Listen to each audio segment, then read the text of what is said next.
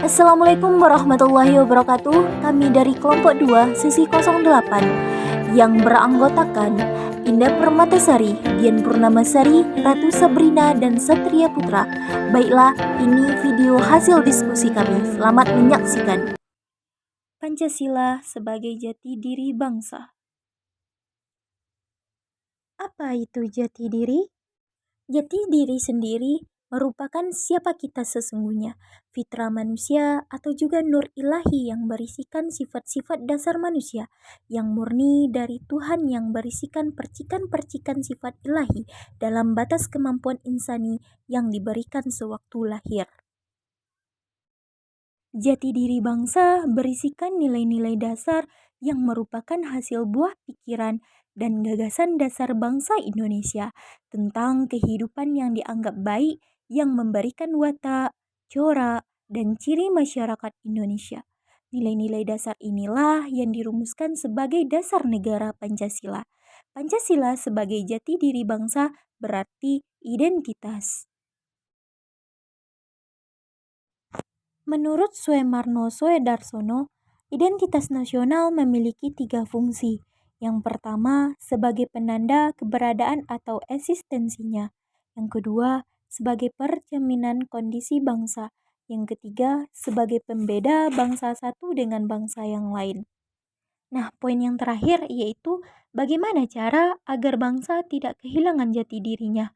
Yang pertama, meningkatkan pemahaman terhadap Bhinneka Tunggal Ika. Yang kedua, menyaring budaya yang masuk pada bangsa Indonesia.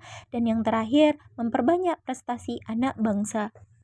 Assalamualaikum warahmatullahi wabarakatuh. Perkenalkan, nama saya Satria Putra dari Prodi Pendidikan Teknik Informatika. Baiklah, saya akan membahas materi tentang Pancasila sebagai kepribadian bangsa.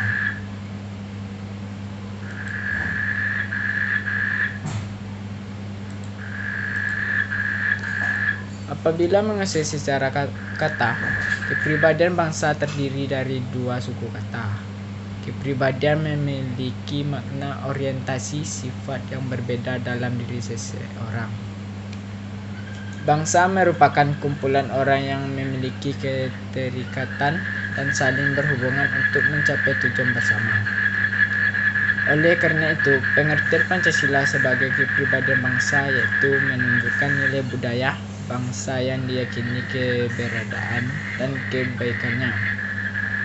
Kepribadian bangsa harus disesuaikan dengan nilai yang terkandung dalam setiap butir Pancasila.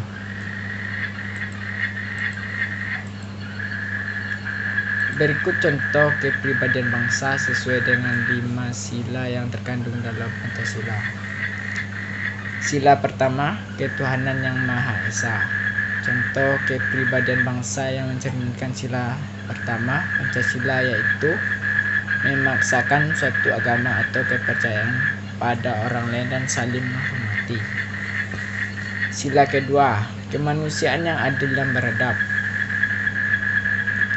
Contoh kepribadian bangsa yang mencerminkan sila kedua Pancasila yaitu tanggang rasa kepada orang lain, membela kebenaran dan keadilan, serta menjunjung tinggi nilai-nilai kemanusiaan.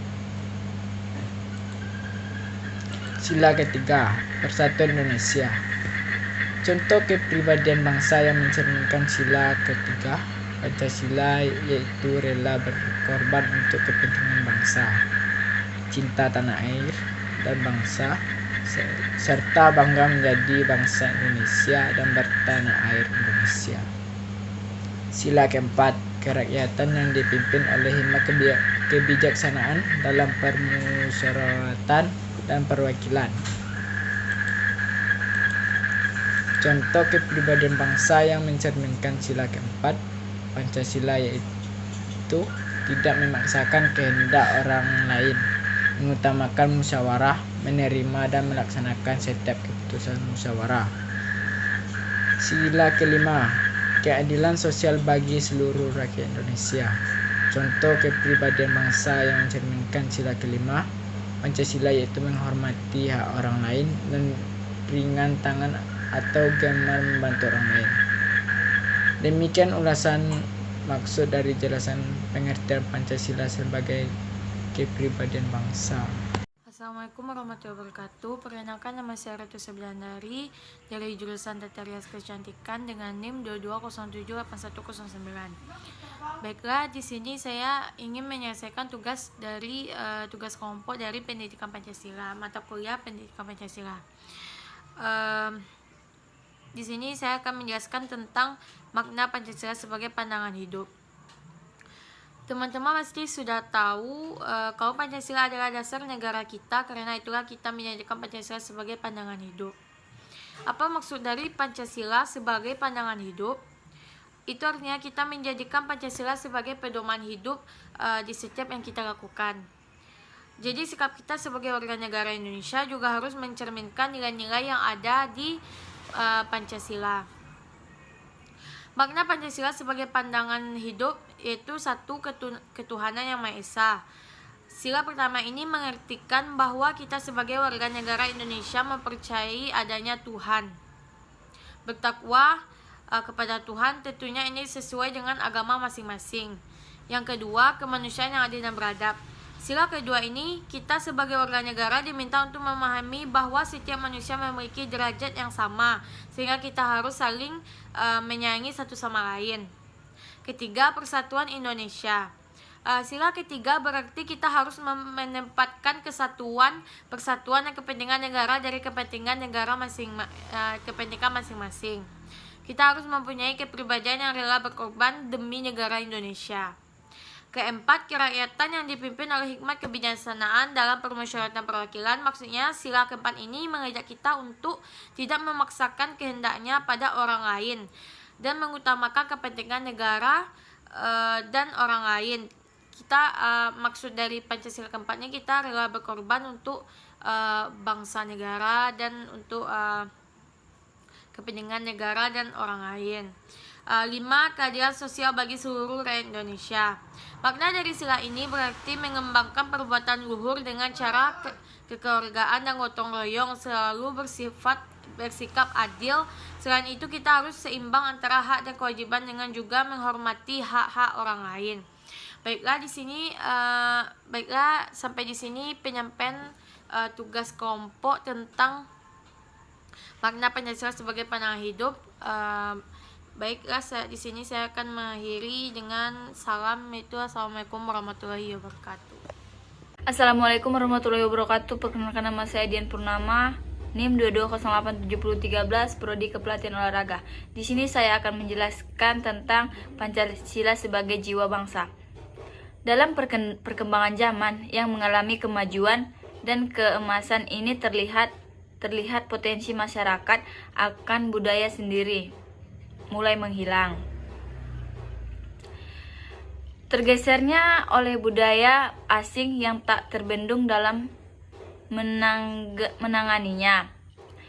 Bahkan masyarakat kini cenderung mengikuti budaya barat atau budaya asing.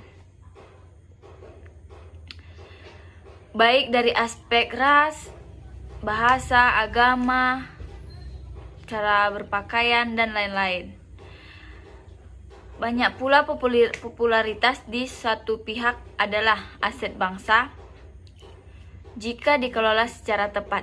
Di pihak lain, popularitas di satu pihak adalah aset bangsa jika dikelola secara tepat. Di pihak lain, popularitas juga membawa bibit ancaman desintegrasi. Karakter pluralistik itu hanya suatu pressing faktor. Dengan ditempatkannya Pancasila sebagai dasar negara dan pembukaan Undang-Undang Dasar 1945, maka Pancasila mempunyai kedudukan sebagai pokok kaidah negara yang fundamental bagi negara Indonesia. Di samping faktor kaidah negara yang fundamental bagi negara Indonesia, di samping faktor utama Pancasila di dalam sistem ketatanegaraan Indonesia terdapat faktor Undang-Undang 1945.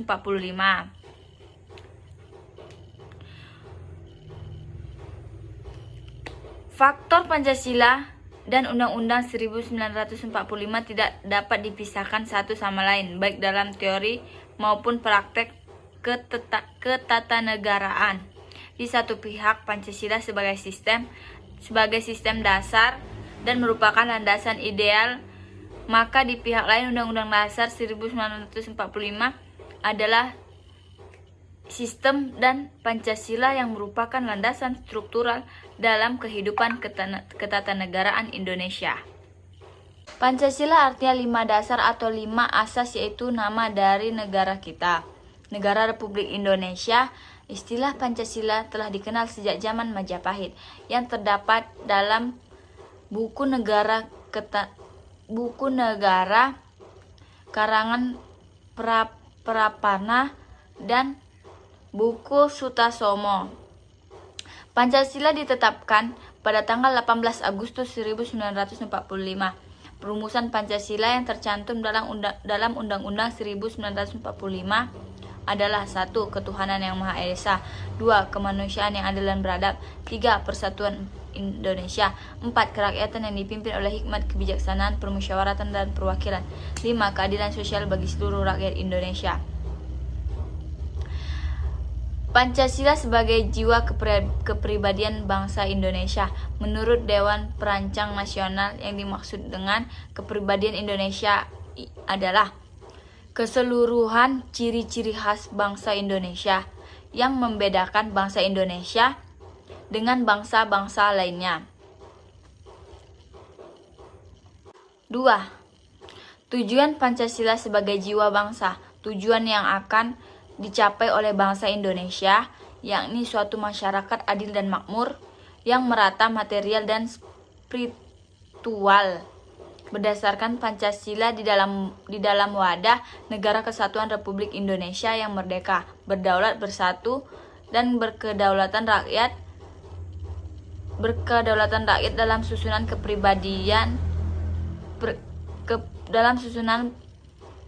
kehidupan bangsa yang aman, tentram, tertib, dan dinamis, serta dalam lingkungan pergaulan dunia yang merdeka, bersahabat, tertib, dan damai. Mungkin cukup sekian dari saya, kurang dan lebih. Assalamualaikum warahmatullahi wabarakatuh. Pancasila sebagai perjanjian luhur. Pengertian Pancasila sebagai perjanjian luhur memiliki 2 makna. Yang pertama, bersifat sosiologis, yang mana fungsinya sebagai pengatur hidup kemasyarakatan pada umumnya. Yang kedua, yaitu bersifat etis dan filosofis, yang mana di dalamnya fungsinya sebagai pengatur tingkah laku pribadi dan cita-cita dalam mencari kebenaran. Terdapat 3 fase dalam Pancasila sebagai perjanjian luhur. Yang pertama, fase zaman kerajaan. Yang kedua, fase zaman pergerakan kemerdekaan. Dan yang terakhir yaitu fase kemerdekaan. Terdapat wakil-wakil rakyat yang menyetujui Pancasila setelah kemerdekaan.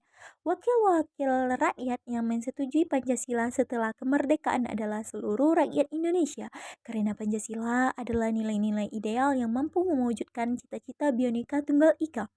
Pancasila adalah konsepsi bernegara yang mana semua di antara kita setuju menerimanya. Dalam pernyataan yang disampaikan oleh Soekarno mengenai konsepsi negara, yang semua di antara kita menyetujui, di sini mengungkapkan adanya sebuah keterikatan berupa kontrak sosial yang mengikat seluruh warga negara Indonesia.